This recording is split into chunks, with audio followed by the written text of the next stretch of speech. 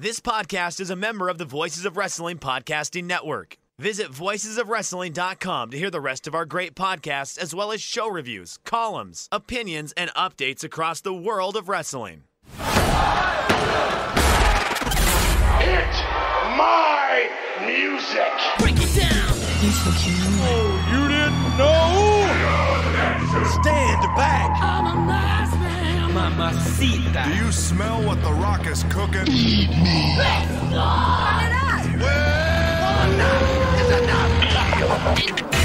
You're listening to Music of the Mat on the Voices of Wrestling Podcast Network.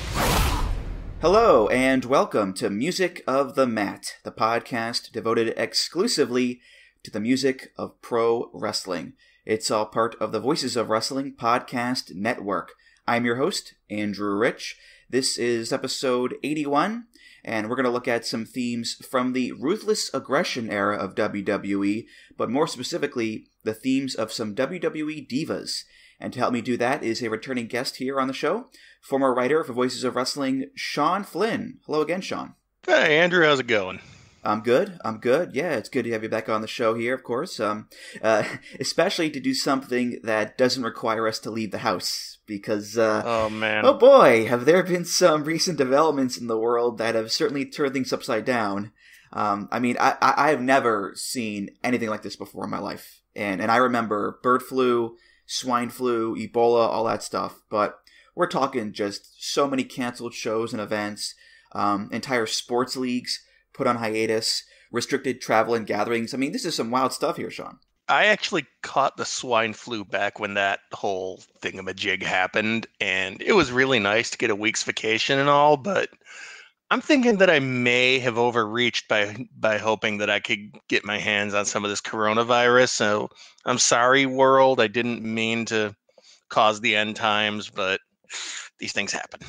Well, the good news is that as of this recording, WrestleMania is still a go. So if you want to go down there and watch Goldberg versus Roman Reigns, shake a few hands maybe, you can board a plane right now and do it. So I would, but the thought of being around a whole bunch of Bray Wyatt fans, it's a fate worse than death. Or a fate worse than living through this. Either way, just sounds terrible. Right. I mean, just the whole wrestling aspect of it all, seeing all these shows get postponed and canceled. We're not used to this, and it really just sucks for everybody involved. The fans, the wrestlers, the promoters, all the event staff at the venues. It's a really shitty thing to happen. I mean, I have a ticket to Dynamite in Boston, and that will likely not happen now. Of course, the safety of the public and my own family members and myself as well. That is something that I do think about, and it is important that take precedence. But the selfish wrestling fan in me is not happy about losing all these shows. But, again, it's just one of those things that you can't help. It's out of your control. No, it really is. You said it's unlike anything you've ever seen, and that's exactly it. I'm a big sumo fan, and I've been watching the March tournament that's been going on in Osaka, and they have had to go without any crowd. And it's surreal, and I truly mean that word when I say it. It is surreal to see, and to have the place be so quiet that you can hear their knees popping as they crouch down, or the sound of brooms sweeping clay, and it sounds like it's happening in your living room. It's an eerie feeling, and I don't like it, and I really hope that we can get back to some sense of normalcy sooner rather than later. But I'm glad to see people taking precautions. I'm glad to see sports leagues, even though I know, and I'm a huge baseball fan. I was very excited for the opening of the season, and they're saying now that in Chicago there won't be any games with fans in the stands until at least May 1st, no matter what the sport. So it's gonna be a while before we can get back to normal, but this just gives us all a chance to finally catch up on all the wrestling that we've had to put aside for the last couple of years due to all the content. Exactly, yeah. And to be serious, I'm just glad that certified health experts like Austin Aries and Bully Ray and Brian Pillman Jr., they're getting their opinions out there on this whole issue, because that's who I want to hear from in times like these. The guy who said, "What's up?" all those times. He's the real expert here. Well, really, what wouldn't you trust Bully Ray on? I mean, that's why I wear that WWBRD bracelet at all times, because he's always got it. He's figured out everything. You know what's bad when even other wrestlers are calling out some of them as saying you're an idiot, because that's usually a pretty tight brotherhood where they're not gonna say anything bad about each other. But I actually saw people saying to Brian Pillman Jr., you're smarter than this. Well, in any event, let's put all that to the side for now and get to the topic of the day here. And that is a look at a selection of themes for some WWE divas during the Ruthless Aggression Era. And there are a few reasons why I want to do this episode. Number one, it is International Women's Month, and I wanted to do an episode that, highlighted that, like I did last year with the Joshi episode. And number two, there seems to be a little uptick lately in Ruthless Aggression nostalgia, given that documentary series that WWE is putting out right now about the era, which in no way is biased or retelling history at all, Sean. It is 100% true. Vince McMahon is basically the gold standard for history. But it's good to see, because you can only rehash the Monday Night Wars and the Attitude Era so many times in a row. It's time to it's good to see this next generation of people, since, that's the generation that is really still pushing things in a lot of ways. So, it's good to see them finally getting the historical treatment rather than just, so there was the Attitude Era, and then Nitro ended, and then nothing happened, and now it's today. Yeah, it's my era. It's well known by now that, I first started watching wrestling in the summer of 2003, and that's when that era was, well up and running, with the black and white SmackDown intro, it's been a long time, and rapping John Cena and the Triple H Reign of Terror and all that other stuff. That's the era that made me a wrestling fan. And yeah, it is annoying to see so much historical spin from WWE about objective events that happened, like why they changed their name and whatever. But regardless, it is nice to see them at least talk about it as opposed to rehashing, the Monday Night Wars and the Attitude Era. Oh my God, DX are invading WCW in a tank, and oh my goodness. But yeah, it is nice to see them acknowledging Ruthless Aggression in some way. Did you know that once Steve Austin drove a beer truck to the ring? I don't think I've ever heard of that. No. If you check out the award-winning WWE Network, you might be able to learn more on that. Was there something with like a milk truck and Kurt Angle? I'm not really sure about that. I think there was, but I'm not sure. I have no memory of any of this. Yeah, if someone could help us out with that and set the record straight, that'd be a big help.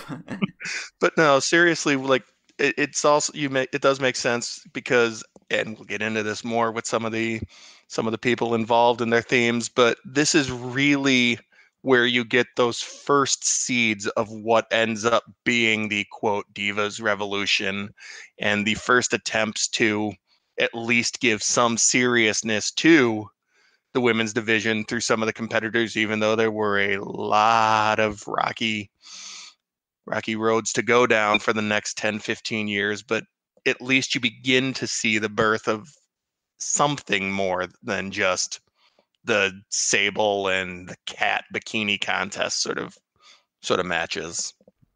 Yeah, the whole Divas era thing that lasted for, like you said, years and years. WWE fans nowadays, they're pretty spoiled, I think, with how good that division is now, and as well how it's presented, because there was a long time where we didn't have all of these amazing women's wrestlers in WWE. We had some, don't get me wrong, but still, if you look back at Ruthless Aggression and the Attitude Era as well, of course, so much of the focus of WWE's women's division wasn't about the wrestling. It was mainly about sex appeal and titillation and catfights and women be crazy and Jerry Lawler shouting puppies and all that stuff. And today there is definitely still that focus on looks and beauty, because wrestling is a cosmetic business. Exactly. Is what it is. But if you look at the women's division nowadays, there is so much more of a greater emphasis on in-ring action and feuds based around wrestling, and not, who gets to be on the cover of Playboy, so there is still stuff that pops up from time to time, like the whole, Lana, Liv Morgan, Rusev, Lashley thing, but overall there's been a lot of improvements in how the women are presented, especially in like NXT. Yeah, the NXT was definitely the catalyst for that, and now it's really just like with any wrestling in general, especially with WWE, you have those things that are taken seriously, and then you have the soap opera, trash TV side of it. And I feel like at least now you're seeing women represented in both of those rather than before where it was always just the trashy soap opera-esque angles. Now they're on both sides. There's the serious athletes and there's the wedding angles. So that's about as fair and as equitable and good a treatment as anyone's going to get in American pro wrestling run by Vince McMahon. So we'll call that one a small win. Yeah, we've definitely come a long way. I can reach into my memory bank and pull out so many relics of the past, like bra and panties matches and fulfill your fantasy matches, Santa's Little Helper matches, the Diva search, that whole shindig, Diva Dodgeball, all like the bikini photo shoots and DVDs, stuff that, in the world of wrestling feels like it was forever ago. So it is interesting to look back and see how far WWE has come, and really how far mainstream American wrestling has come in terms of women's wrestling, because Lord knows when they were still around, WCW and ECW were not exactly known for being, beacons of women's wrestling either. You had like TNA with the Knockouts division and Gail Kim and Awesome Kong and so forth, but before that, they used to have women dancing in cages in the Asylum. Really, look at the time period, mid-2000s or whatever. I'd wager the best place to find good, non-objectifying women's wrestling in America was Shimmer. And Sean, you can probably attest to that since you've been to many a Shimmer show yourself. Absolutely. I started going all the way back around the era that we were talking about in this podcast, the mid-2000s.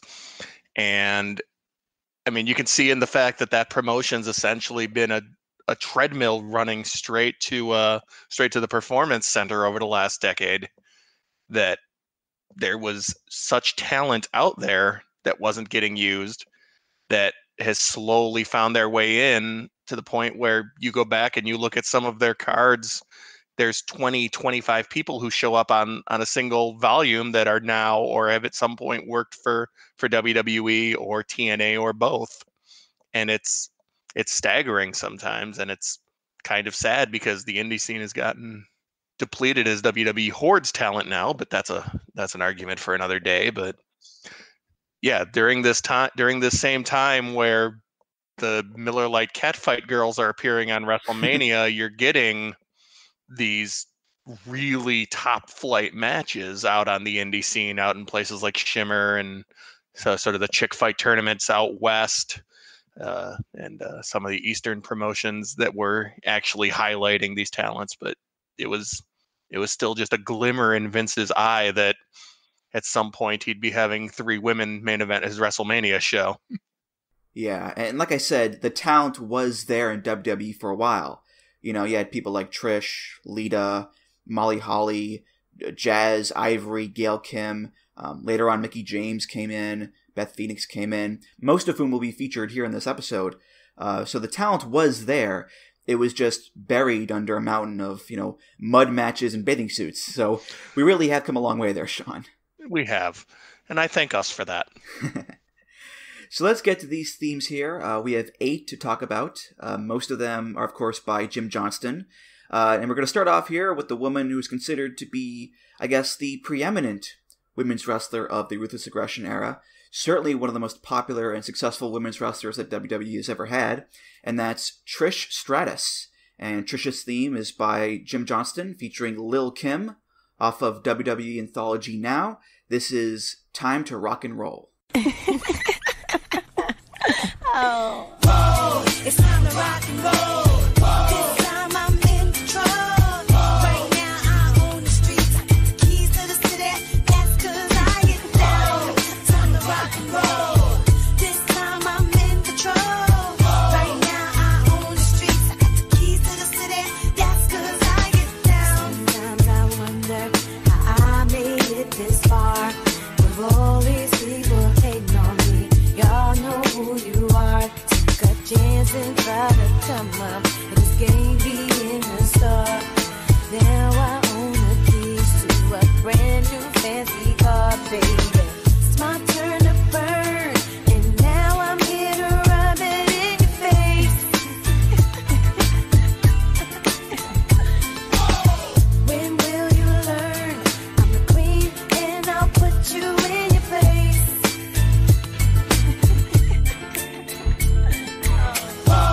It's time to rock and roll.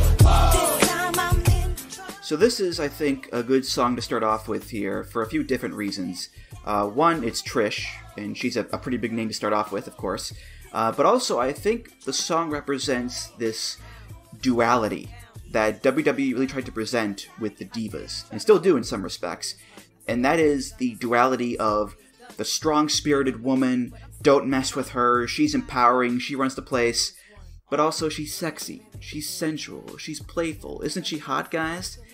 And that is very evident in this song here, where you've got the lyrics where it's like, I'm the queen, I've got the keys to the city, I own the streets, I'll put you in your place, etc.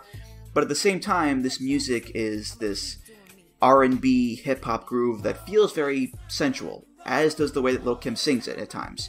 And even in the beginning, you've got Trish doing that giggle, you know, that laugh, which is very playful and very coquettish. So it's trying to play both sides of that coin there, Sean. It's interesting to me that I've never really listened beyond the first few words, because all I ever listened to it as was her entrance theme. So you'd hear the laugh, the giggle, the first I'm in control, oh, and after that it would just be drowned out by announcers, crowd noise, everything else.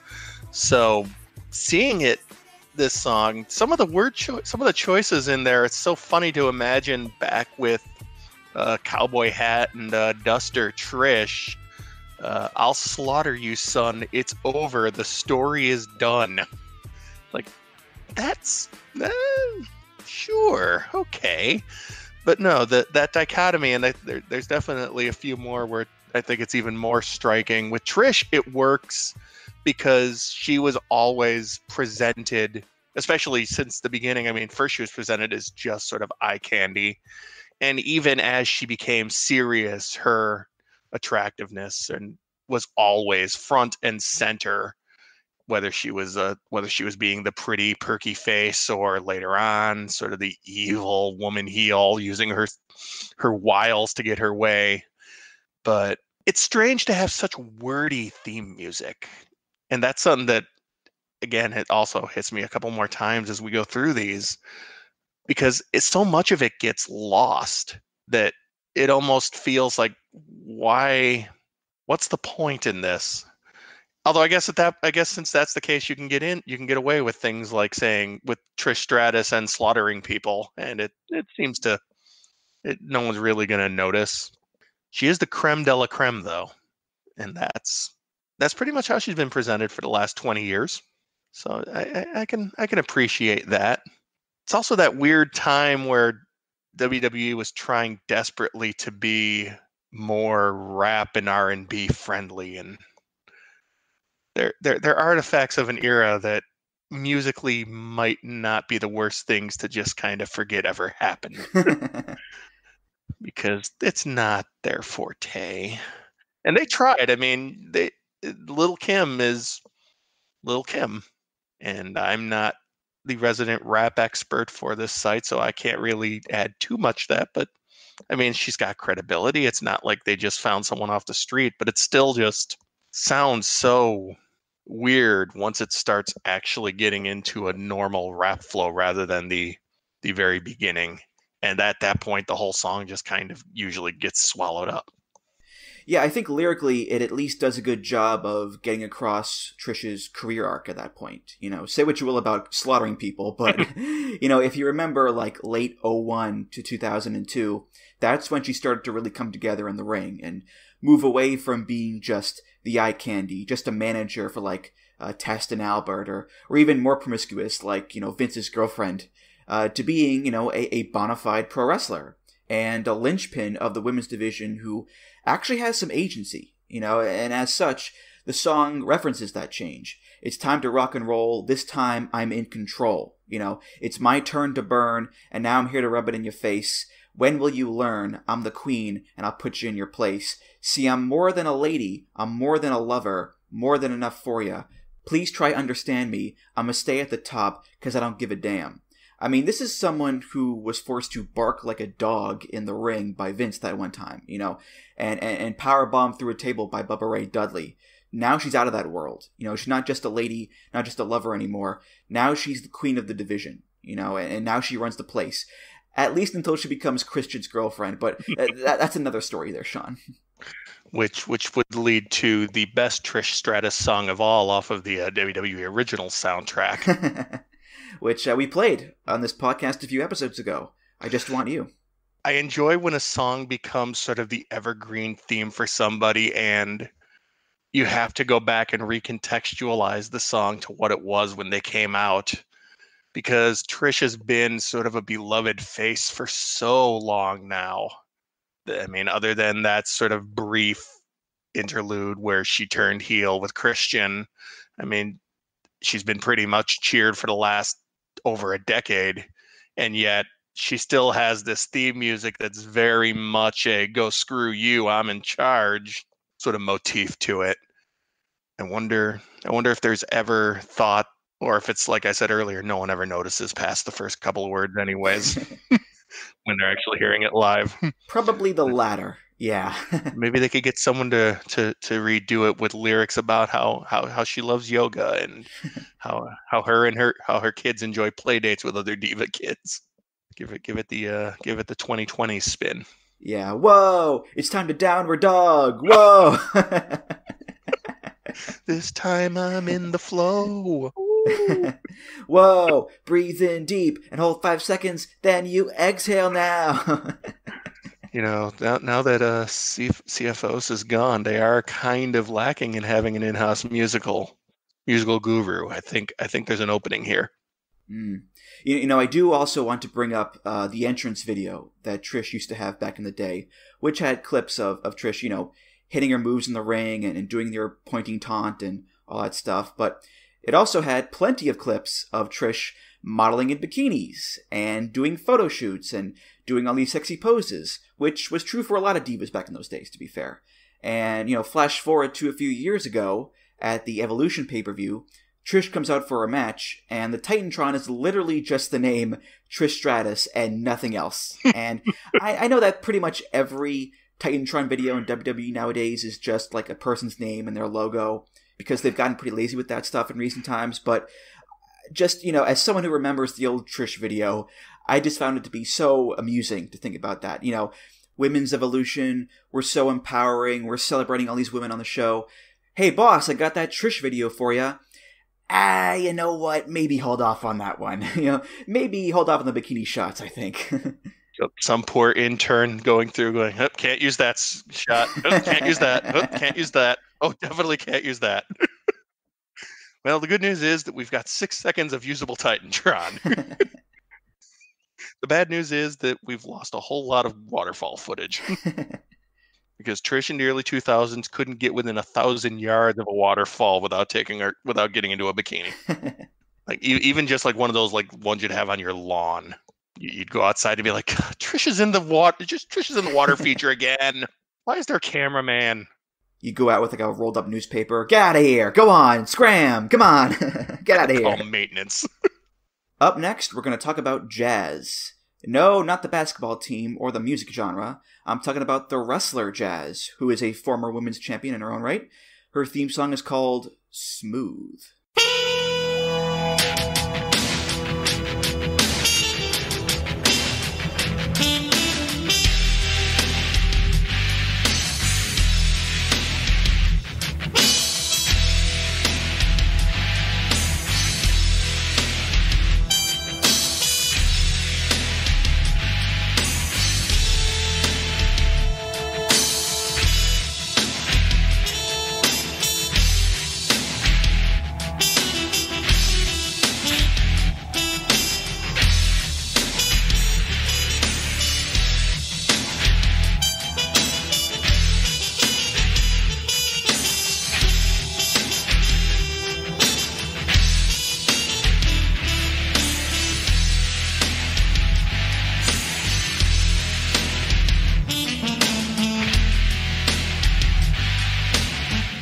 You're going down, down, down, just call me smooth. Oh wait, that's the Marcus Corvan theme. Never mind.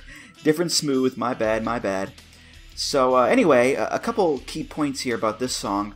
It's the theme for jazz, so in the most on-the-nose way possible, it's a jazz song, of course. It's got the saxophone in there.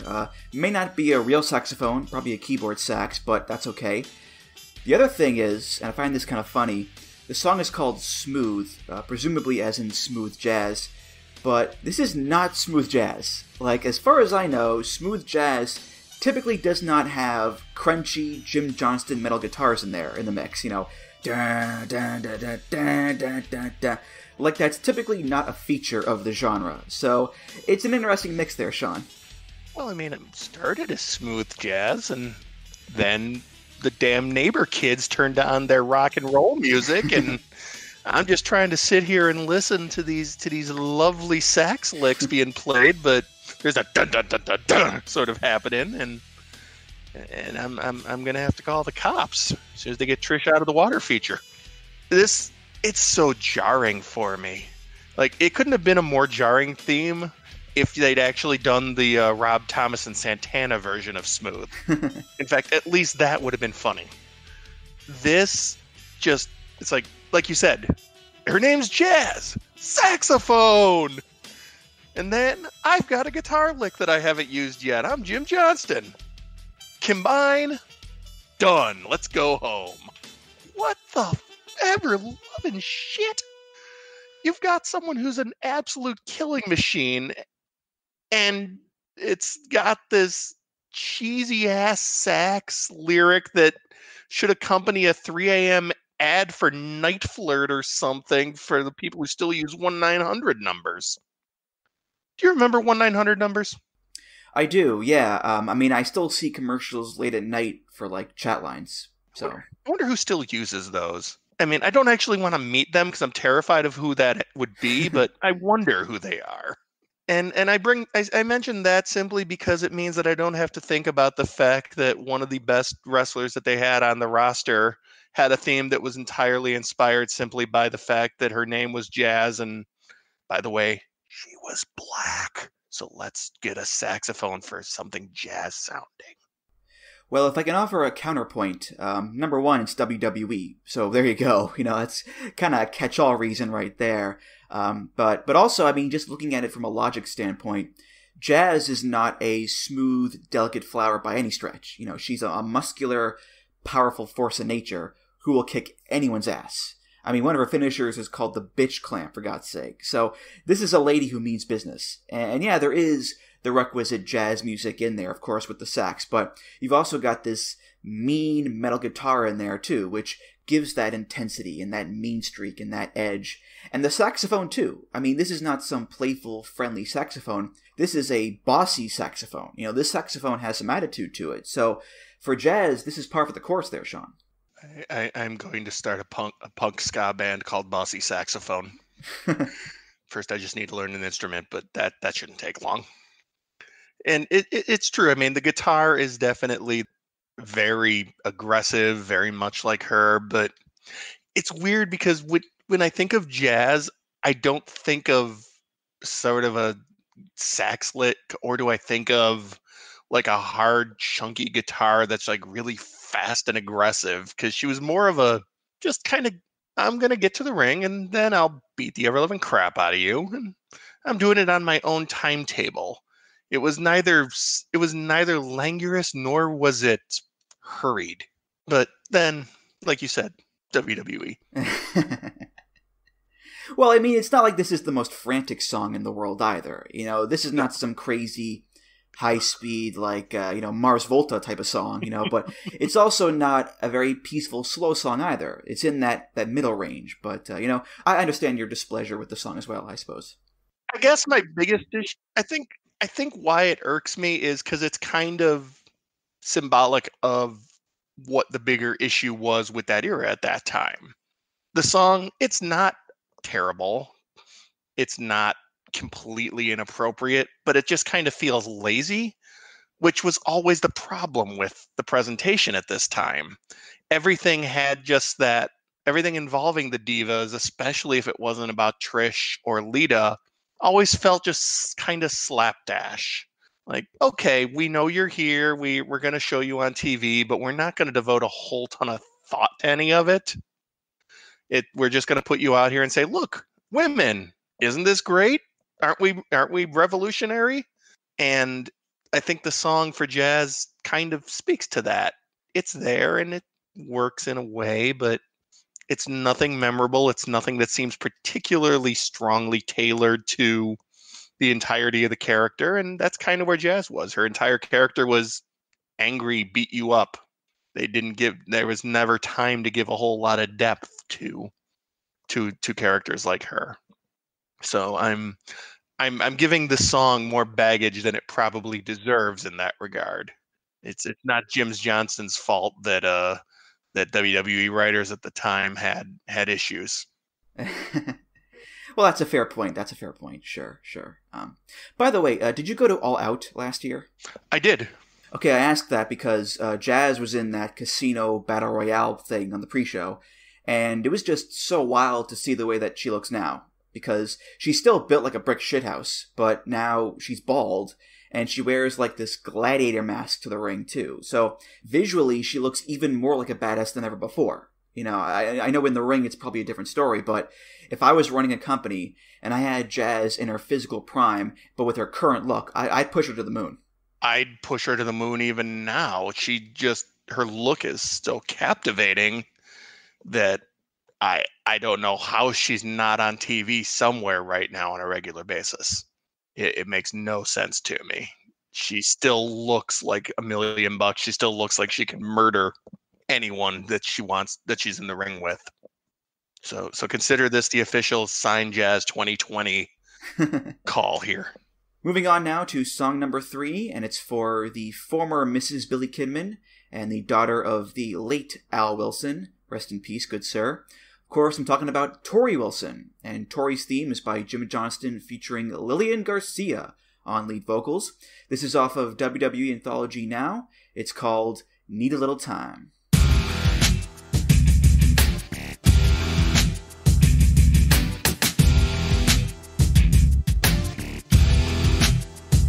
I just need a little space to call my own. Just a corner of the world where I can be alone with you. What do you do when everybody wants you? How do you breathe when you take your air? Who do you turn to when you need to get away? Only your love can get me there. What do you do when everybody wants you? How do you breathe when you take your air? Who do you turn to when you need to get away? Only your love can get me there.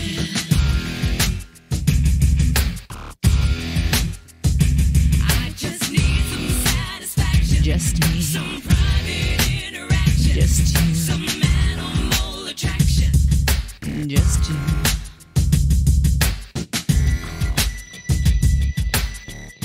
So you know how I said that Trish's theme showed the duality between the strong, empowering woman and the sexy, sensual woman? Well, that doesn't really hold true for this one, I don't think. Torrie's theme is skewed quite heavily towards the romantic side of things. The vocals, the lyrics, even the music is this slowed down kind of sultry song. No mention of wanting to be the best at something or crush the competition or whatever. It's just pure sexy love song, which, to be honest, given that the majority of Torrie's career was being, eye candy first and a wrestler second, that does kind of go along with how things played out, Sean. First, pour one out for Al Wilson. Always. It's another one where they definitely do instead of having it with the sax, it's Lillian Garcia with the very sort of sultry, very kind of breathy singing over the chunky dun dun dun dun dun dun sort of guitar work. It makes you wonder what Jim Johnston really thought about love and sex and affection and all that, because he's constantly working with duality in that. I think he might have liked to be hit, but that's just my guess. You're right, and this is definitely one where it's like, when I went back and listened to most of these, it didn't take long for it to be like snap, snap, snap. Oh yeah, I remember this one. I remember this one. I remember this one. I literally had no memory of this whatsoever, this song. And I think it's because, like you said, it's very much just sort of it feels very generic, which kind of Torrie was at points, but it's also just saying, it's not really saying anything much about her. It's a love song for it. And it's also, but I mean, it's a very egotistical sort of love song at the same time. What do you do when everybody wants you? But yet at the same time, it's directed to one person who I assume was probably Dawn Marie. Yeah, it's an odd song. Reading the lyrics is odd for it. And I hate to use a word that's so non-descriptive, but I feel like that's the right one. To me, it really does come across as a song that would fit right in on WWE originals. You know, Yeah. Most of the Diva songs on that album pretty much boiled down to sex. The one that didn't, funny enough, was the one that Lillian did. But yeah, this would fit right in that album. I just need a little space to call my own. Just a corner of the world where I can be alone with you. What do you do when everybody wants you? How do you breathe when they take you in? Who do you turn to when you need to get away? I know only your love can get me there. I just need some satisfaction, just me. Some private interaction, just you. Some animal attraction, just you. Like, the song isn't even about Torrie. It's about Torrie and her partner. And how she needs him to get her through the day. You know, everybody wants me, but you're the only one who can satisfy me. So really, this is like less of a wrestling theme and more of a generic pop song, Sean. What do you think came first, this song or the need for a Torrie Wilson song? On the album, you mean? Like, for originals? Or... No, in terms of creation itself. What do you think came first? The actual, like, song lyrics and... I mean, because obviously this song... I think it's safe to say this song was probably created in terms of its lyrics and sort of melody at a different point in time than the final layering where it took the words and mashed into the guitars. Do you think that Lillian Garcia or whomever wrote the lyrics for this and originally came up with it because they said, hey, Torrie Wilson needs a theme song? Or do you think that this song was sitting there and someone said, hey, Torrie Wilson needs a song. Let's throw this one on it. Well, the way that Jim Johnston works, or used to work in WWE, I should say, was that, you know, usually he'd get the wrestler and gimmick first and then build a song from there. So I bet that he got Torrie first and then they wrote the song. But even so, I mean, Torrie's gimmick was so generic that he probably could have written for a bunch of other divas, I think. I'd be curious to know who wrote the lyrics and who came up with the germ of it. I'm looking at the lyrics and I don't see anything in particular with songwriting credit or anything. But it was probably Jim Johnston because he's the main lyrics guy as well. I'm curious. I wonder if Lillian Garcia wrote this and happened to have it handy when they needed something.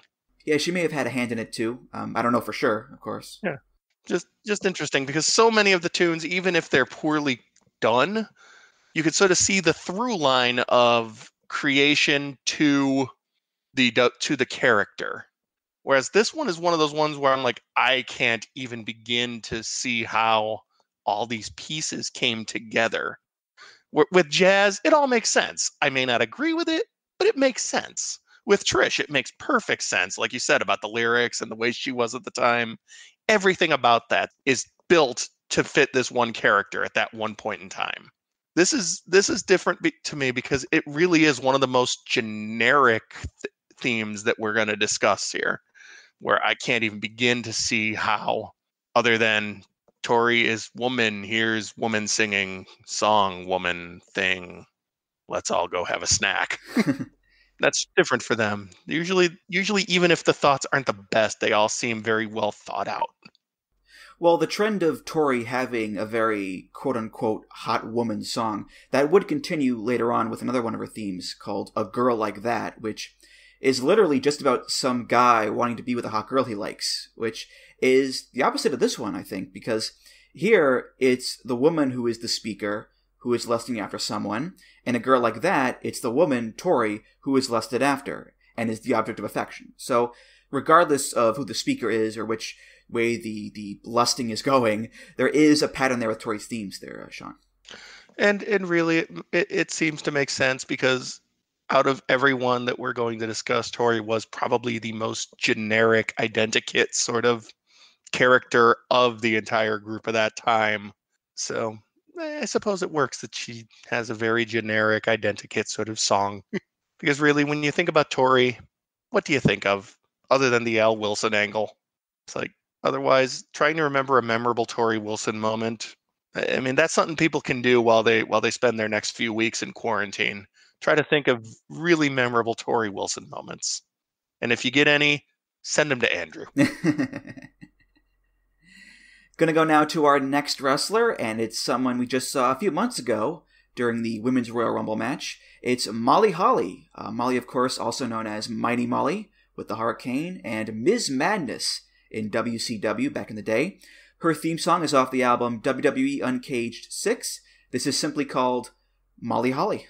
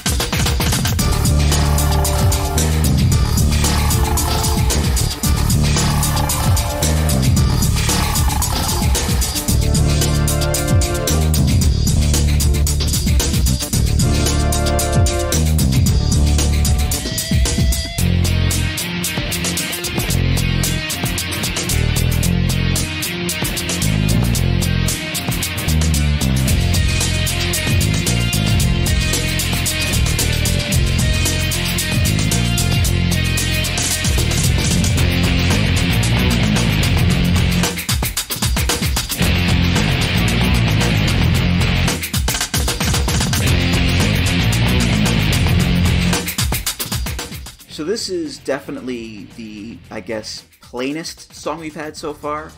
Standard rock riffs that are mixed in with like some weird little electronica as well. Not exactly the most standout song in the world, more like some DVD menu music or whatever, and it really doesn't have any of the trademark sexiness or sultriness that we've had with prior songs. The tempo is relatively fast-paced in comparison, the instrumentation is heavier, there's no sexy vocals or lyrics, and this is for a good reason, because Molly Holly's character at the time was that she was a prude. You know, she didn't want to be sexy and revealing and coy like so many other divas were. She wanted to be more professional and concealing. So giving her a rather unsexy song works well for that, Sean. It does, yet at the same time, I think it also couldn't ignore the fact that no matter what she's doing, there's an essential bubbliness to Molly that I don't care what her role is, right? To censor Molly, Mighty Molly, Miss Madness Molly, you just can't deny it. She's the kind of person who you see her on TV and you smile when you see her. She makes people happy. I can't imagine that there's anyone out there who says, ugh, Molly Holly. If they are, send them to me and I'll have a talk with them. But I found this one interesting because it seriously, all I could think of was it sounded like an early 2000s U2 demo that they never went forward with.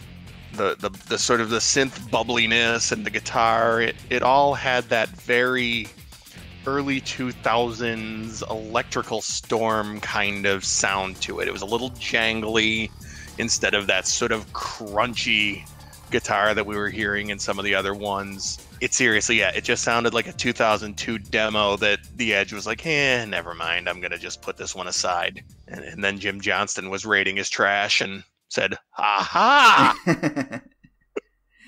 Well, first of all, a little fact check here for you. Right to Censor was Ivory, not Molly. Oh, that's right. So I got to correct you on that one.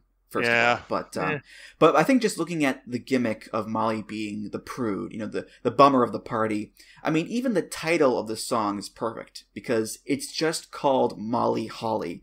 And you can't get any plainer than just naming a song with the wrestler's name. You know, normally I complain about that kind of thing, but I think in this case it's perfect. And it's the antithesis of just so many other, you know, diva wrestling theme titles. You know, Time to Rock and Roll, Need a Little Time, you know, Sable had Wildcat, and the Bellas had You Can Look But You Can't Touch. All very colorful titles in some way. But this is just no fun Molly Holly. You know, even if it wasn't intentional, I think it's still perfect, Sean. It really does.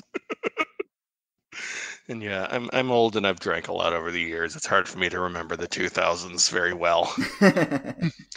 But yeah, it is very generic, and I mean it makes sense that it's not an original piece. I mean, apparently it's a remake of a song by Joseph Saba and Stuart Winter, neither of whom I've ever heard of.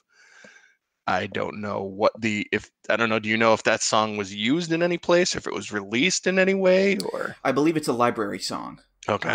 Yeah, it's called Reese's Pieces. Reese's spelled R-H-E-S-U-S, like the monkey. And Molly used it as her theme for a little bit, and then Jim Johnston remade it into this song here. Yeah, and I think that kind of might explain why it has a somewhat different sound and a sort of more generic sound. Like you said, it's there. It's Molly Holly.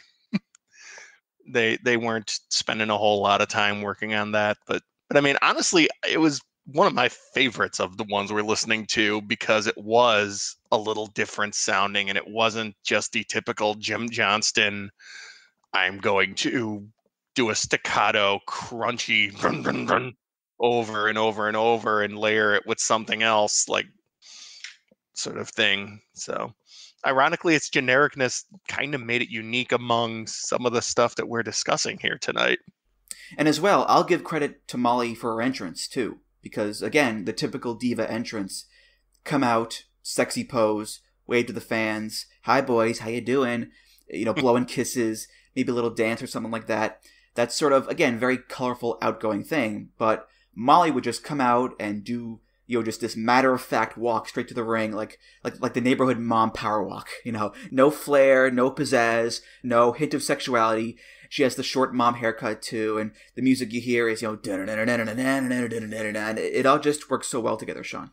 I wish that there was a way to bring that Molly forward in time and have her team with Bailey right now as the Angry Moms.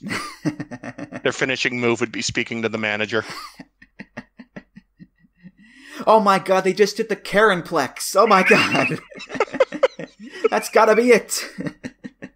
They just bought all the hand sanitizer. By God. But yeah, Molly is someone who, like you said, she's someone who I just look back on and definitely appreciate a lot more now than I did back then, because I was a kid, you know, I was a horny teenager, so I didn't care for Molly Holly all that much. But looking back, she's someone who absolutely deserves, you know, a lot more appreciation, because she is, by all accounts, you know, one of the nicest people around, and had to put up with some nasty stuff, I think, especially from, you know, Jerry Lawler on commentary at times. So good for her for still being, you know, a very nice person despite all that stuff. Yeah, big props to Molly Holly. She's someone who, again, if she ever wanted to come back and do it on a more regular basis, I would love to see her return. So moving on now to theme number 5, and it's for Victoria, a.k.a. Tara from TNA. Victoria had an extensive career in WWE dating back to 2000, when she was one of the Godfather's hoes as the, quote, head hoe. Attitude Era, folks. Soak it all in. Soak it all in. And then, of course, during Ruthless Aggression, she re-debuted as Victoria, the Psycho Woman, who became Stevie Richards' girlfriend for a little bit. Her theme song, which she started using after winning the women's title for the second time in 2004, is by Jim Johnston, featuring the Hood Stars and Nicki Minaj. Yes, that Nicki Minaj. It's off the album Thematic, WWE The Music Volume 6. This is Don't Mess With. I ain't the lady to mess with. Go, go, go, go, go, go, go, go, go, go, go, go, go, go, go, go, go. Go ahead with your bad self, with your bad self, with your bad self. I'ma go with my bad self, with my bad self, with my bad self. Go ahead with your bad self, with your bad self, with your bad self. I'ma go with my bad self, with my bad self, with my bad self. I ain't the lady to mess with. Stress with. Y'all gon' pay the price too. Stop it with your anorexic pocket. You give me the microphone and make me show them off your rock. This, I got the key to the game like a locksmith. At home, I don't even care. Topless. Laugh on laugh, give me that thing that make me blasphemy. The remedy, so they can give me this in the box. Go ahead with your bad self, with your bad self, with your bad self. I'ma go with my bad self, with my bad self, with my bad self. Go ahead.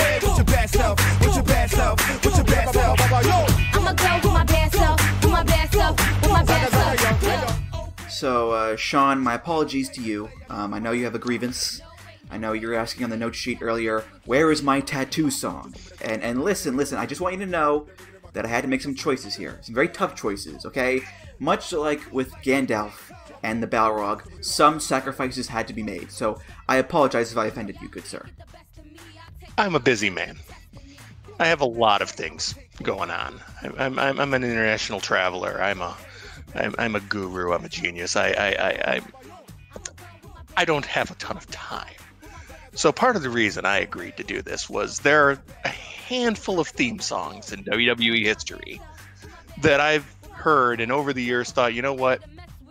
I would love to talk to Andrew about this because this song it's right in my heart. But you know what? He's already done an episode where they talked about Christian and Just Close Your Eyes. He did the WWE Originals album, which would have been like one of those epic like 8-hour Between the Sheets podcasts if I'd been involved in that. But the one that was still out there was Victoria using all the things she said by Tattoo. And I was all set to talk about that being one of my favorite themes ever and why it was such a perfect fit for the character at that time. And then I get this. We should have waited until December to do this episode because the airing of the grievances would have fit right in at Festivus time. I don't even have anything to say to this. Actually, I do, but I'll let you start since you're the one who decided to make the Sophie's choice here. Well, in the words of Conan, let me speak on this, okay? Because I too enjoy all the things she said by Tattoo a lot. You know, I think it's a good time had by all. But the reason why I picked this song is I think it's a good teaching lesson in the conformity of WWE. Because Tattoo Victoria was a sadistic psychopathic heel, you know, biting ears, getting into all sorts of scrapes. Her Titantron video, you know, had the eyeball and the hand graphic that was pretty creepy and pretty unique. You know, in a world of happy, peppy, sexy women like Torrie and Stacy, or conniving, man-eating bombshells like Sable and whatnot, having this dark, quasi-gothic, but not really, psychopathic character stood out, as did the song, which was this moody alt-rock song from a Russian band. But when Victoria turns face, she drops all that and becomes a happier, peppier character. You know, starts wearing the short shorts and doing like that gyrating moonsault. And she gets this theme song, which is like this really upbeat rap song, something more akin to a typical diva theme. So what I wanted to do here was impart the lesson that while we enjoy Tattoo and the song and that era of Victoria, there was, for so many of the divas back then, this inevitable conformity with WWE and the way that they characterized their women. When I listened to this, and I'm very sad to say it, the first 15, 20 seconds or so, all I could think of was, my God, they remade Ninja Rap. Go, go, go, go, go, go! I started pumping my fist. Go Ninja! Go Ninja! Which is probably why my wife is nowhere to be found right now, but oh well, we sacrifice things. It's funny that in this era they had two significant rap stars and neither of the songs are at all memorable, really, beyond their use in wrestling. I mean, if I told you that, oh yeah, Nicki Minaj is on a WWE album, you'd think that it would be something people would remember, even though obviously this is very, very, very, very early Nicki Minaj. But yeah, you'd think that would be the kind of trivia that would be more noted. But since they remade Ninja Rap, I guess it really kind of lacked in that. That said, I have a question for you, because you're a man who knows a lot about music, so you may know what they're referring to here. What is an anorexic pocket? You know, I had the exact same question myself. And if I can make an educated guess here, I suppose an anorexic pocket is one that doesn't have anything in it. Yeah. It's empty. So Another way of saying you're broke, I guess. Although that said, anorexia is a mental disorder where you don't eat on purpose, as opposed to being broke, which is like nobody wants to be that on purpose. So yeah, it's a very confusing phrase for sure. That's why it threw me. But anyway, yeah, the ninja rap is a very apt comparison. Yeah. This does sound like some sort of party dance club rap song. Maybe you hear it in a movie during like a big dance battle scene or something like that. And there is such a stark contrast between the music and the Tattoo song and this one, of course. Well, the same is true for the lyrics, because Tattoo are singing about trying to come to terms with your sexuality and having feelings for someone of the same gender. Pretty heavy stuff for a wrestling theme. Don't mess with, it's a total party. Go ahead with your bad self, with your bad self, with your bad self. I ain't the lady to mess with. Stop what you're doing, cause you can't hold me. Just give it to me, give it to me. Real party, puff out your chest, I'm the best kind of stuff. And strange lyrics aside, like, anorexic pockets and yo, let's go, I'ma play fools like tic-tac-toe. Again, a bit silly, but you get the gist of it. Don't mess with Victoria. I'm a bad girl, you can't get the best of me. Lyrically, it's a big shift, but considering there is this big change in character to Victoria becoming a more fan-friendly, commercially friendly, upbeat character, then it does make sense to go along that route, Sean. Oh, it does. And, part of my disappointment is the fact that I loved the early Victoria character. That is one of my favorite depictions that that they've done in that company in a long time. I thought it just connected so well for me that to see her turn into what she turned into there in that brief kind of run where she was happy-go-lucky, gyrating moonsault, sort of bland party person. It definitely felt like a step down. I think something that struck me with this is, and I've looked at a lot of wrestling themes over the years. This might be the longest lyric sheet of any wrestling theme that I've ever seen. It goes on and on. Well, you know why? It's the same two verses repeated. It is. So. True. But still, it's funny because you think of wrestling themes and the ones that really stick out tend to be the less wordy of them. Yet there's a lot of wordiness in some of the themes of this era, which it's actually something I want that's going to come up for me when we talk about one of our future ones, is the way that some of these themes and presentation between the actual song and the way it's presented on screen are very different. So yeah, you have to remember, like, these are albums. Yeah. And you're trying to fill album time, and just having a 90-second song isn't going to cut it for most people.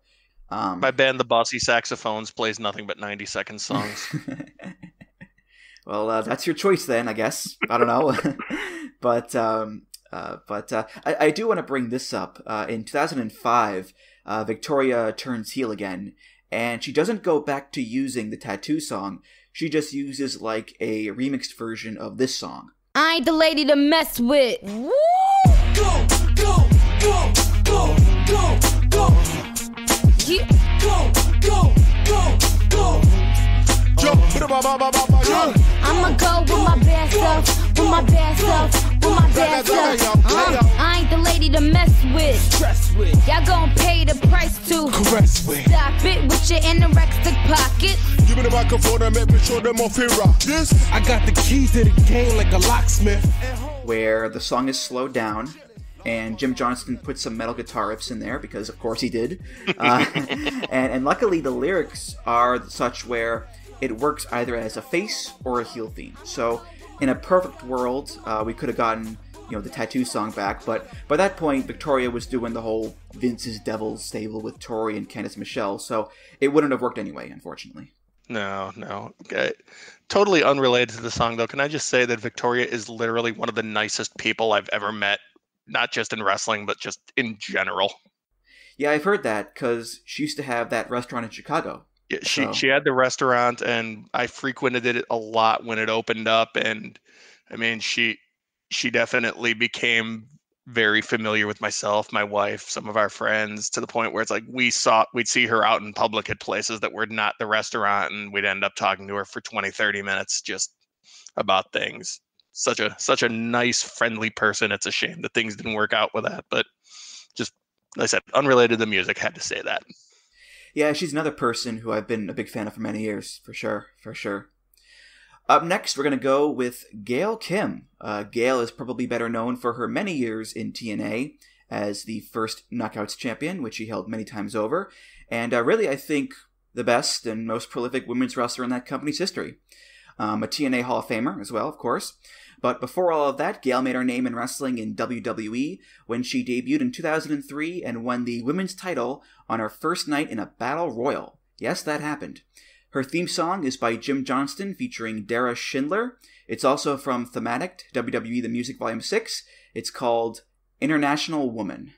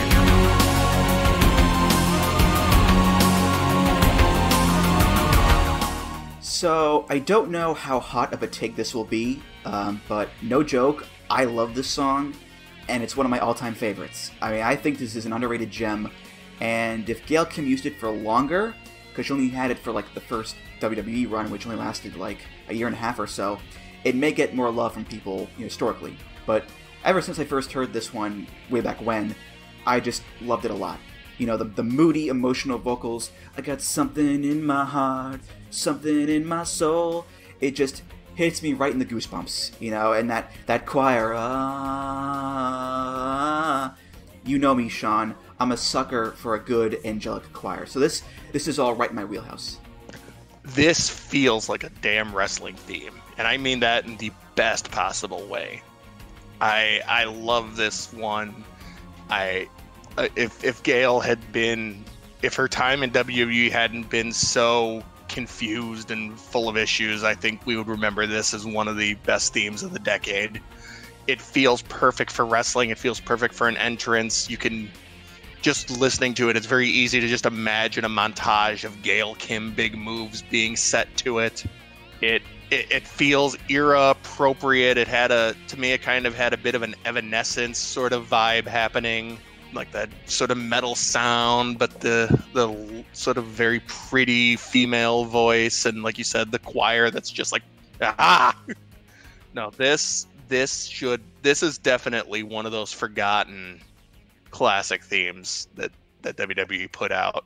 It's perfect for her at the time too. She was very much the fast-paced aerial wrestler, and like I said, listening to this, I just could see her flying off the top rope or jumping onto somebody. I think we agree on this, actually. Yeah, cool. Between the choir, the high-pitched vocals early on, how many lives to account I can see? Give me an excuse, I'm a teacher to me. And the techno keyboards, it's got like this spiritual, artsy-fartsy techno fusion thing going on. And that's evident in the rest of the lyrics as well. I opened up my eyes when they opened up the door. Set me free and I will fight for more. Anorexic Pockets, this is not. But if you look back at Gail Kim's first gimmick, she was basically doing like this Matrix knockoff with the leather duster and the sunglasses, and her Titantron was all like these weird Matrix glyphs and phrases like control your reality, control your world. And if the Matrix isn't like peak spiritual, artsy-fartsy techno-fusion bullshit, Sean, then I don't know what is. Yeah.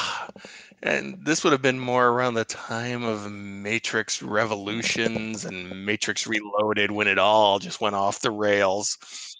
But yeah, the lyrics to this are definitely right on the edge of just full on entire cheese plate sort of cheesiness.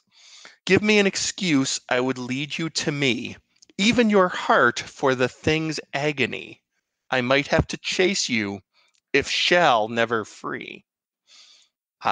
Structuring aside there, that should make me just cringe, but in the song it works. And it's one of those things where I don't know why it works so well for me, but it does. Everything pieces together perfectly. And like I said, it just sounds, half of these songs I know are entrance themes because I've heard them as entrance themes. But if I'd heard them out of that context for the first time, I would have never thought to myself, oh, this would be a good entrance theme. This, if I heard it out of context, I'd be like, holy shit, somebody start walking to the ring to this right now. And that's really, out of all of these, there's only one other one that really catches me this way, and we've yet to get to that one. Yeah, this is definitely one that I just listen to on its own a lot. You know, I'll put it on my iTunes and listen to it and just enjoy it, you know? Yeah, I'd forgotten about it, but it's going to be jumping onto my playlist now because, yeah, first time I heard it again, I was like, wow, this is really, really good. Mm. I tried to look up Dara Schindler to see if there's any, info about her. I couldn't find anything, really. The only other song that is available that she did is a song called Far Away, which was used on Smallville, and it was used in the Ben Affleck Daredevil movie and one of the Final Destination movies as well. But besides all that, there is nothing else about Dara Schindler that I could find. So, Dara, if you're out there and you're listening, please come forward, I guess. Members 1 and 2 of your fan club are right here waiting to hear from you. I do have a couple of gripes with this song. Number one is the title, International Woman. It's not as generic as Molly Holly, but it's pretty damn close. It could be a little bit more creative there with the title there, Jim. But the other gripe that I have is that when Gail Kim went back to WWE in 2009 for the second run, she didn't use this song again. Instead, she used a song called Strong and Sexy.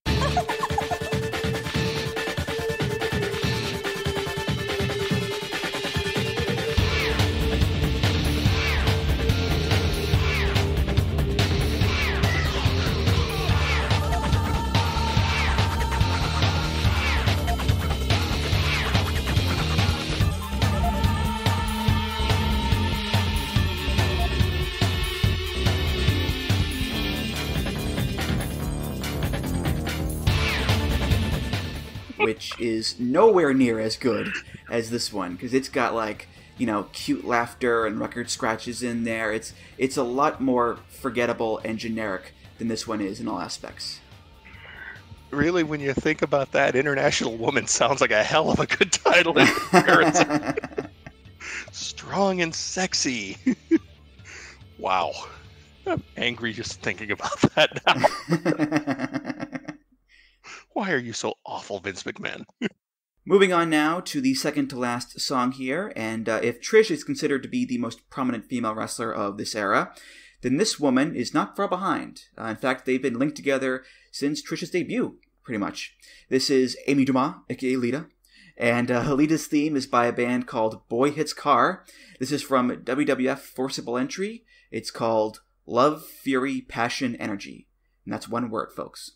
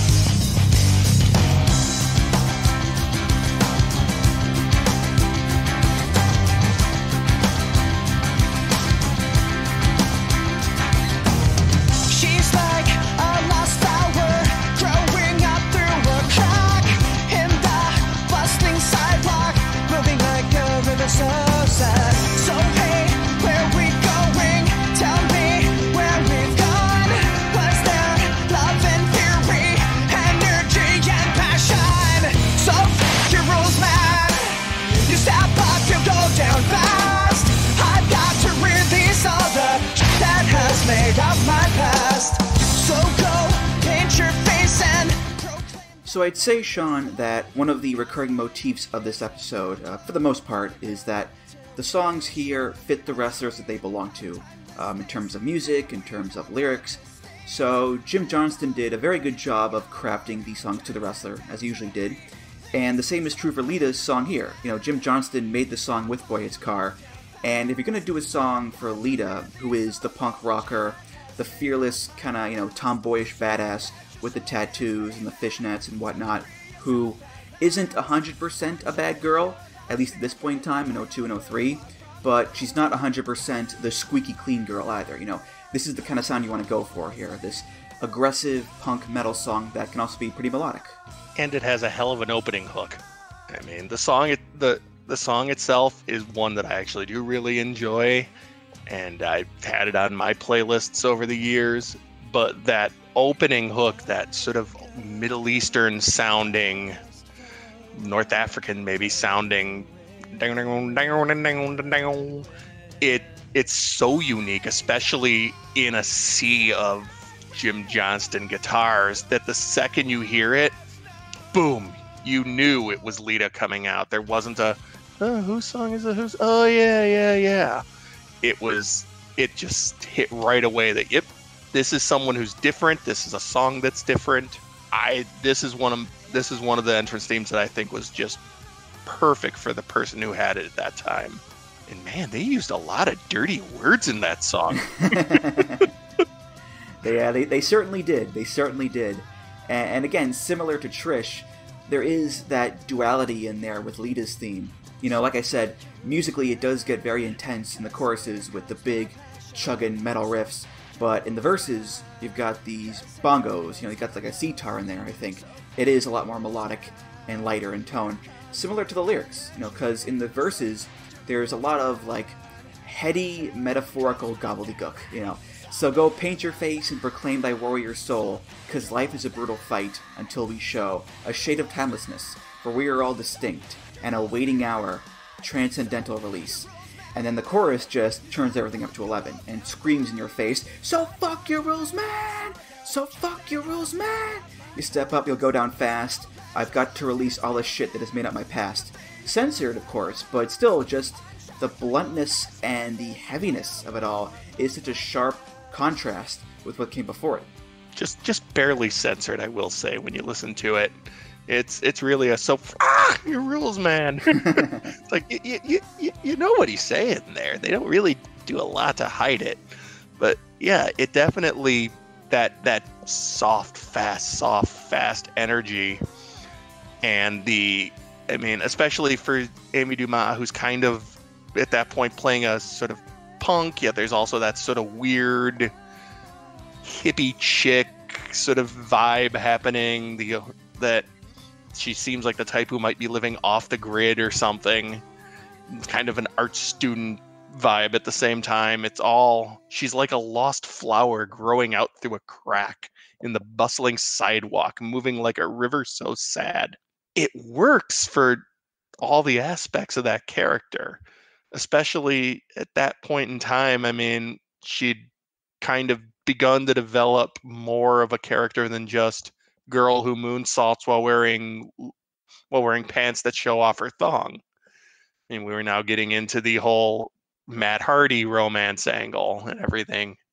So she was becoming more humanized and more than just sort of the Hardy Boys mascot. And to have that music at that time, I thought was a really, really good choice. And it's catchy as fuck, that chorus. You listen to that, and if you're walking, you just kind of start bouncing a little more when you're walking. Yeah, it does show an evolution of sorts with the Lita character, especially if you look at the song that she used before this, called It Just Feels Right. And it's basically just this, like, gritty, gloomy metal instrumental, and the only lyrics there are this disembodied voice going, I don't know what it is, but it just feels right.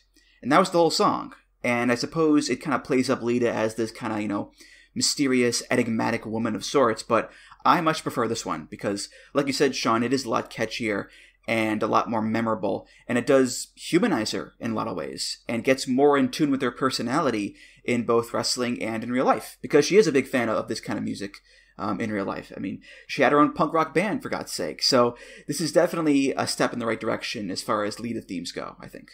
It's also interesting to me that the song itself, the way it gets sort of transposed when they do the entrance, because at the time it's like they would do the beginning,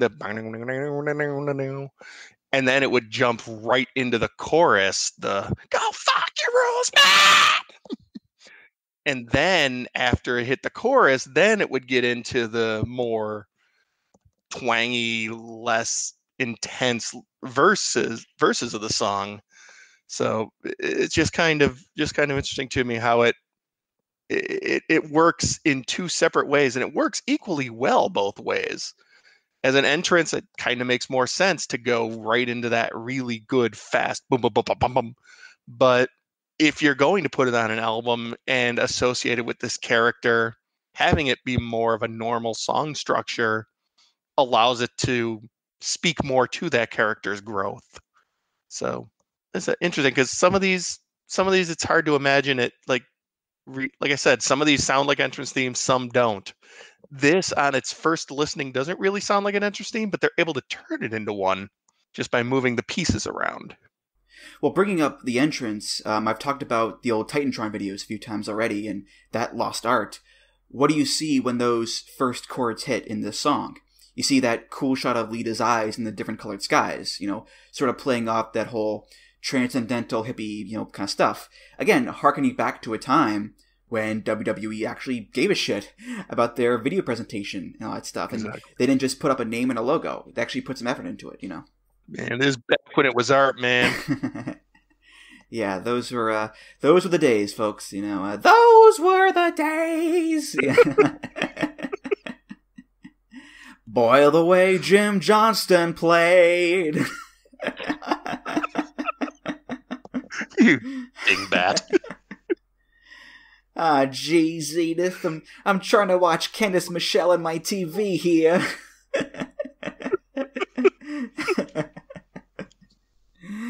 Oh boy. Alright, the last song of the episode here, and it's another Hall of Famer, a WWE Hall of Famer. Currently one of the commentators on NXT TV every week. Last seen getting an RKO from Randy Orton on Monday Night Raw. And, she's also a very prolific wrestler in her own right. It's the Glamazon Beth Phoenix, a multi-time women's champion, and still a semi-occasional wrestler. Her theme is from WWE The Music Volume 8. This is called Glamazon.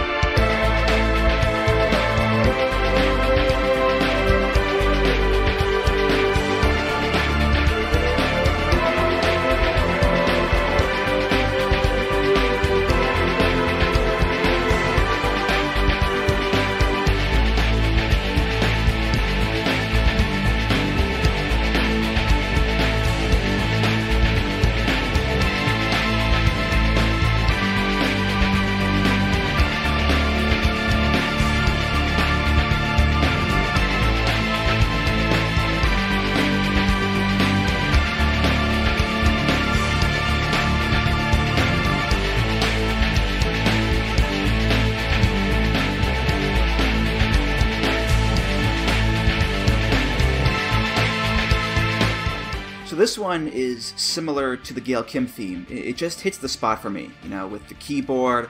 I love that tone. It's got like kind of a warm, hot pink aura to it when I close my eyes. That's what I see, if that makes sense. The faint vocal choir in the background, which again, I love me some choirs. The chugga chugga guitar. It's a rather simple song, but it's still a very good song, I think, because it gets across the whole Glamazon character really well, Sean. It does. The thing that I noted on this was it had a very 80s theme music vibe to me in a good way.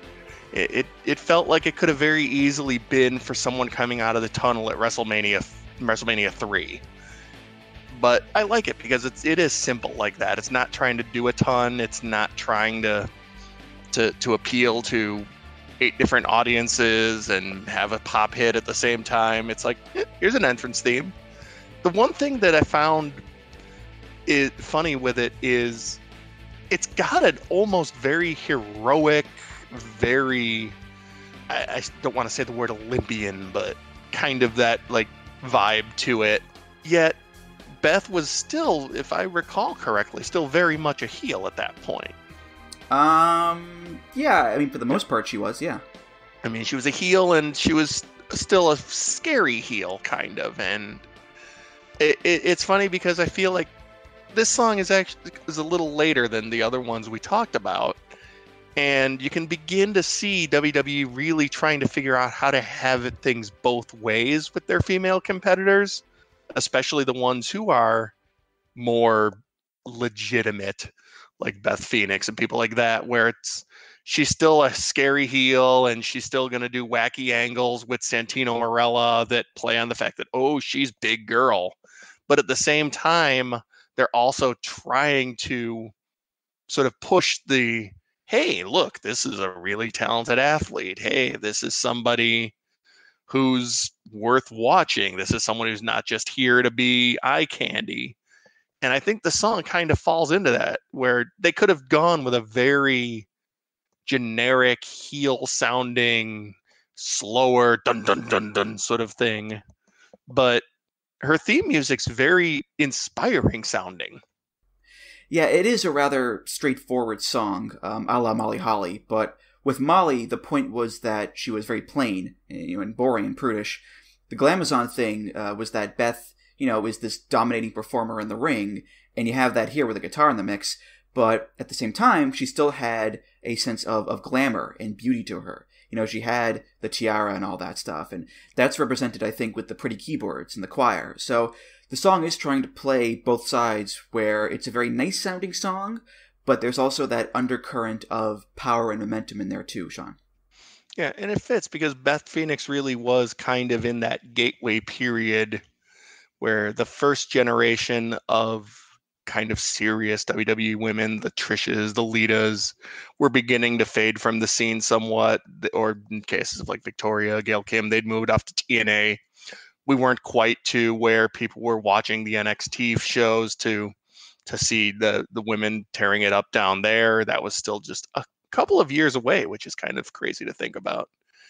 So yeah, Beth's music being that sort of positive, like you said, a pink aura to it, pretty and like I said, like inspiring, and very much not something that you hear and your instant thought is boo her, boo that woman.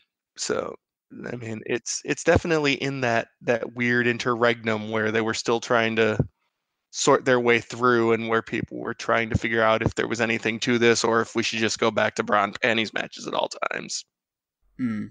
I will note that when Beth debuted, she used a slightly different version of this song that was just released a little while ago called the Glamazon Championship Remix.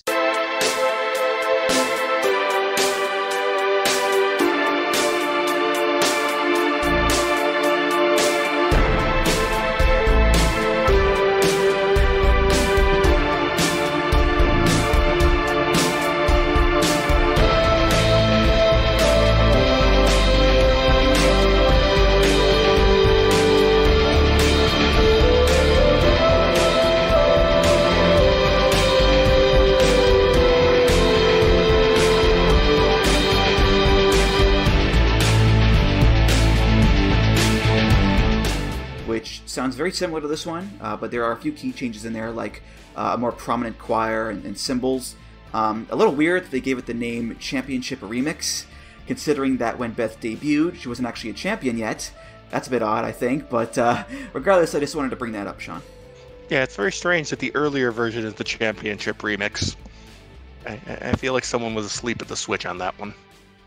Well, Beth's debut itself was a bit of a mess because she was brought in originally to be like a foil to Mickie James back when Mickie was still doing that, stalker, obsessive character. And she debuted in, I believe, like May of 2006. And about a month into it, she broke her jaw. And they wrote her off of TV. And her jaw healed after a few months, but they still didn't bring her back to the main roster until like a year later as the Glamazon. So it was a very shaky start for Beth Phoenix. But of course, as time went on, she won a bunch of titles and became a very big centerpiece of that women's division for many years. You know, she had the Divas of Doom tag team as well with Natalya, so everything worked out for the best. Oh yeah, I mean, she definitely was one of the people who kept that flame going, and I mean, you could possibly even make an argument that she might get almost overrated in historical context because there was such a sad grouping and sometimes around her, but she definitely is one of the more important people in women in WWE in this century. I mean, just what she stood for and the idea of her meant as much, I think, as anything she actually did. I mean, hell, anyone who busts the back of their head open like that during a Royal Rumble match and stays in it for like 20 more minutes too, they deserve a lot of respect in my book. You know, I mean, I know wrestlers are pretty tough cookies in general, but to gut out a hard way head injury like that, I mean, it makes her a real trooper in my mind. Yeah, that was a hell of a visual, and just damn.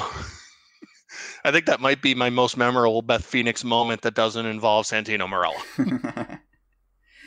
All right, well, that was our look at some diva themes during the Ruthless Aggression Era, a time in wrestling that, you know, I look back fondly on because it was my youth. Maybe not the best time for female representation in wrestling, perhaps, but there were some pretty catchy and memorable theme songs to come out of it. So, swings and roundabouts, as they say. So, Sean, this was just a fun conversation to have with you, and I love having you on the show regardless of topic. I will apologize again for not putting the tattoo song on the list here, and you have my word that when you're back on the show here again, we will discuss that song in earnest. Very good, very good. It's really the greatest song ever made, so I'd hate for us to miss that opportunity. Thank you for having me on, as always, though, Andrew. It's a pleasure to talk to you. I'm sorry that this is probably the last thing any of us will ever do, as we're all about to die from the coronavirus, but I think this is a fitting legacy for when the aliens come and find our planet a few millennia from now. We'll see what happens. But seriously, it is great to have you on the show again here, and whatever happens in the near future, I'm glad you came on to talk about some wrestling music with me. Always happy to. Always happy to. All right, well, that's going to do it for this episode of Music of the Mat. Thank you so much for listening. And Sean, thank you again for being here. Any plugs you want to give? Go right ahead. Not in the slightest. I don't want to talk to anyone, and I don't want anyone to talk to me. Just enjoy Voices of Wrestling. They're all good people. All right, well, quick and tidy. Okay, then. Music of the Mat is, of course, part of the Voices of Wrestling podcast network. You can find all the great podcasts on there at voicesofwrestling.com. Follow the show on Twitter at Music of the Mat. Follow me on Twitter at Andrew T. Rich. Check out the VOW Discord at voicesofwrestling.com/Discord. Donate to the show at voicesofwrestling.com/donate and click on the big donate button beneath the name Music of the Mat. If you do that, hey, thanks so much. You're awesome. And of course, rate, review, subscribe to the show on iTunes, Google Podcasts, Spotify, and many other places. Sean, thank you again, and I'll see you around. Thank you, sir. All right, for Sean Flynn, I'm Andrew Rich, and I'll see you next time on Music of the Mat. Take care, guys. Music of the Mat is intended for entertainment and information purposes only. The songs used throughout this show are property of their respective copyright holders.